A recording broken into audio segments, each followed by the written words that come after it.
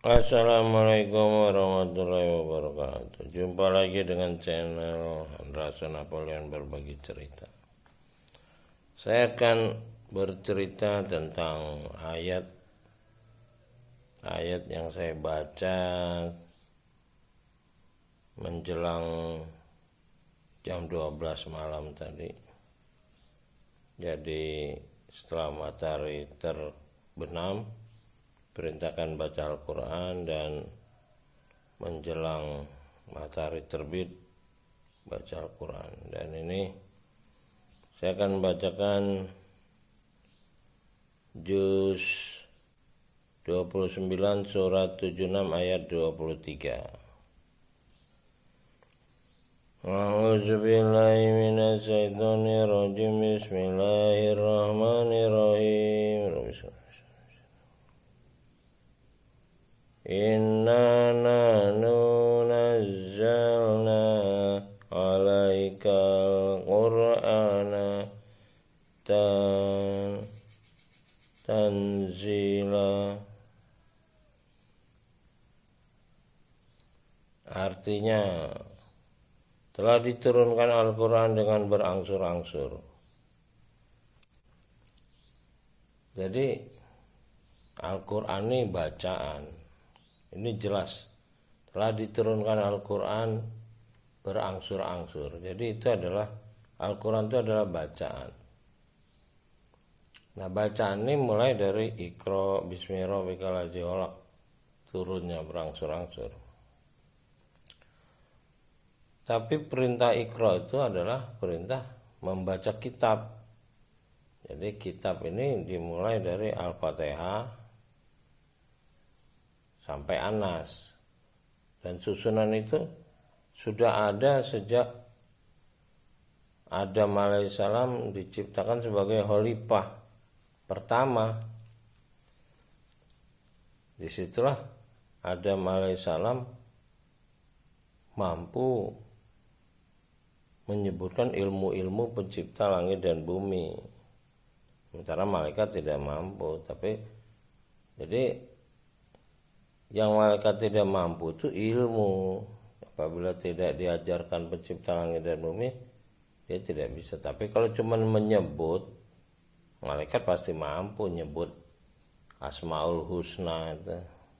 Tapi kalau ilmu-ilmu, cuman manusia yang bisa belajar Iqra, membaca, berpikir dan mencipta, cuman manusia.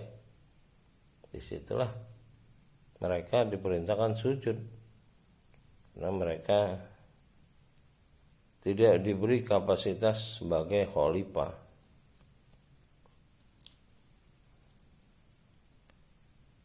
Jadi beda, Al-Quran ini bacaan dan kitab adalah petunjuk. Mulai dari ketika Adam diciptakan sebagai khalifah, itu sudah ada kitab itu. Itulah yang dibilang Lauh Mahfuz, kitab ilmu, kitab cahaya. Dan itu diturunkan berangsur-angsur sejak Nabi Adam ketika turun di bumi. Jadi waktu di alam ruh yang ditiupkan pencipta kepada kita itu adalah berisi kitab itu, udah susunannya begitu. Jadi kalau kita Iqra, membaca kitab yang dibilang zalikal kitabul la raiba fihi hudal muttaqin dari awal sampai akhir, atau disebutkan dalam surat Al-Kahfi ayat 1 bahwa ini kitab yang tidak ada kesesatan, petunjuk untuk manusia. Itu berarti kita melalui satu proses ruh manusia. Jadi ruh ini diaktifasi. Jadi perintahnya ruh ini diaktifasi sebanyak 7 kali. Jadi Iqra, membaca Al-Quran itu sebanyak 7 kali dari pangkal sampai akhir dengan bahasa yang kita mengerti, sehingga kita bisa mendapat hikmah. Kalau kita tidak menggunakan bahasa yang kita mengerti, kita hanya mendapat energi, odam gitu. Nah, ini energi ini biasanya ada hodamnya. Hodam ini yang suka dimanfaatkan oleh orang-orang yang rajin membaca dengan bahasa lisan. Berbeda dengan mereka yang bisa membaca dengan bahasa mutasabihat, bahasa matematika. Dia akan mengerti hitungan-hitungannya. Dia akan mendapat hikmah. Jadi jelas perbedaan antara Quran dan kitab. Jadi kalau Quran adalah bacaan yang diturunkan berangsur-angsur. Jadi Nabi Muhammad menerima berupa Quran, bacaan-bacaan. Tetapi susunannya setiap Ramadan yang turun 17 Ramadan itu adalah waktu dipeluk beberapa kali itu adalah kitab. Kitab itu sudah dimasukkan ke dalam hati. Nah, itu sudah dinyatakan bahwa itu dimasukkan ke dalam hati. Lalu ayat 24, wasbir li hukmi rabbika walati minhum asiman au kafura. Berjuanglah ketetapan Robika, jangan ikut orang-orang pendosa dan tidak ikro, tidak membaca. Jadi kita diperintahkan untuk berjuang. Sabar di sini maksudnya adalah berjuang terus-menerus. Jadi bukan pemahaman sabar yang kita teraniaya terus-menerus. Teraniaya di sini bukan orang menganiaya kita, tapi kita berjuang itu kita mengalami suatu proses serba keterbatasan, butuh pertolongan pencipta langit dan bumi. Itulah kita diperintahkan pada malam hari untuk bermohon, minta kekuatan yang menolong. Nah, disinilah hubungan antara hamba dan pencipta itu terjadi. Itulah doanya Robbi adhilni mudkhala sidqi wa arni meroja sedeki jalim ladun kasultanan nasiro, minta kekuatan yang menolong. Lalu ayat 25, wa zakuri sama rabbika bukratan wa asila. Bacalah kitab Rabbika pada pagi dan petang. Diperintahkan kita untuk belajar, beramal dengan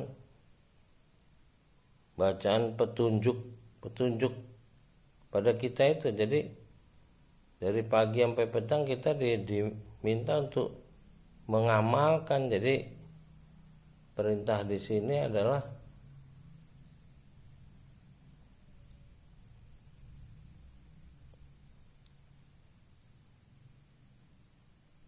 waskuri itu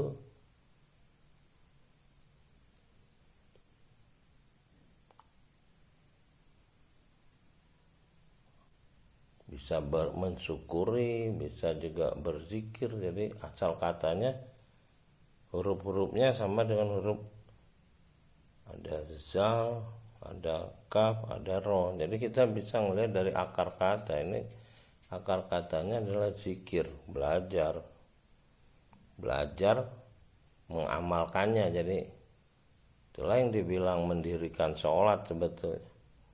Jadi kita bukan mengerjakan sholat tapi mendirikan. Jadi kita dengan kitab yang jadi petunjuk, setelah jadi petunjuk ya kita jalankan kalau kita diberi kemampuan gitu. Lalu ayat 26, wa minal laili was jud lahu wasabbihu lailan tawila. Pada malam sujud kepada dia dan bergeraklah kepada dia pada bagian malam yang panjang. Jadi kita sujud malam, karena cuman manusia yang diminta sujud kepada Rob. makhluk lain diminta sujudnya kepada manusia. Nah itulah saya pernah ketemu Haji Soleh di Lampung. Dia merupakan kehormatan, satu-satunya kehormatan bagi manusia untuk sujud, karena makhluk lain tidak diperintahkan sujud, tapi mereka otomatis sujud. Kalau manusia menggunakan perintah, artinya dia punya hak untuk menentukan mau sujud atau tidak. Itulah hak khalifah. Hak khalifah ini satu hak yang merdeka gitu. Jadi kalau kita beriman ya kita merdeka, hanya mengabdi kepada pencipta langit dan bumi, tidak kepada makhluk-makhluk manusia, apalagi pada jin. Wah itu, cuman banyak manusia sekarang mensekutukan pencipta langit dan bumi dengan jin, dinyatakan di Al-Quran, dan mereka menjadikan manusia-manusia lain sebagai penjamin, seolah-olah manusia-manusia itu punya hak istimewa gitu. Padahal banyak sekali ayat menyatakan pertengkaran antara pengikut dan yang diikuti. Jadi kita kalau nggak pernah iqra membaca kitab ini, kita nggak tahu apa yang sebenarnya kesalahan-kesalahan dalam melakukan sholat gitu. Itu kan sholat itu mendirikan apa yang ada petunjuk dalam kitab.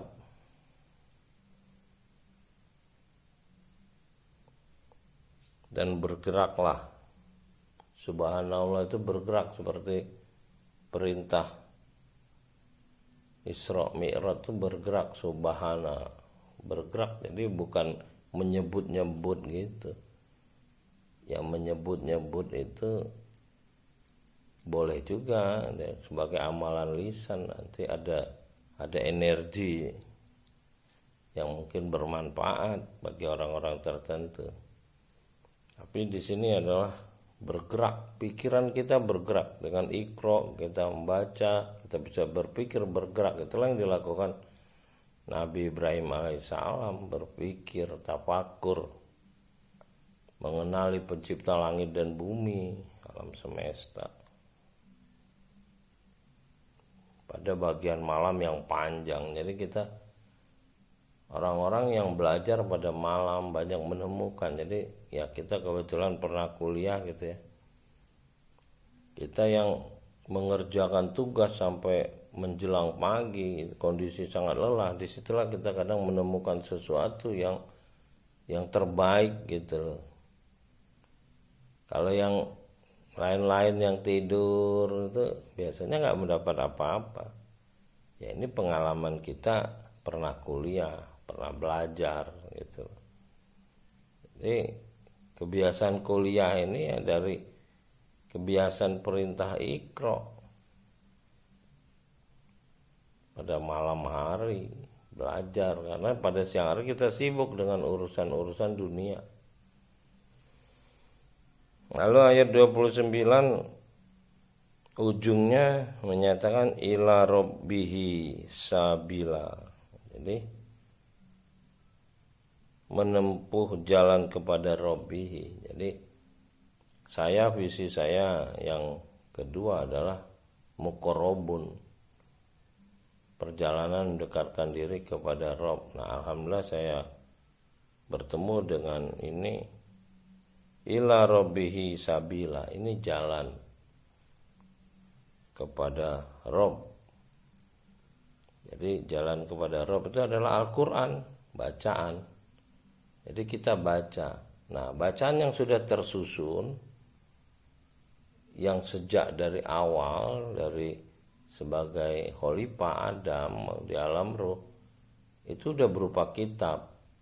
Sehingga ketika Nabi Muhammad membacanya sebagai Nabi penutup, kitab itu tidak berubah. Nabi Muhammad tiap 10 hari terakhir dia iktikaf itu sebetulnya dia lagi dicek sama Jibril bacaan kitabnya. Jadi 10 hari terakhir Nabi banyak di masjid, dia lagi dalam proses pengecekan kitab yang, jadi kitab ini berbeda dengan proses turunnya. Yang berangsur-angsur adalah bacaan Quran, tapi kalau kitab ini adalah satu susunan yang pasti gitu. Secara matematika bisa dibuktikan juga bahwa Quran itu tersusun dengan perhitungan yang sangat matang. Makanya ditantang, ada nggak makhluk yang bisa membuatnya. Ternyata secara matematis luar biasa. Demikian apa yang dapat saya ceritakan dari saya membaca ini malam ini, pagi ini. Mudah-mudahan kita sama-sama mendapat hikmah. Assalamualaikum warahmatullahi wabarakatuh.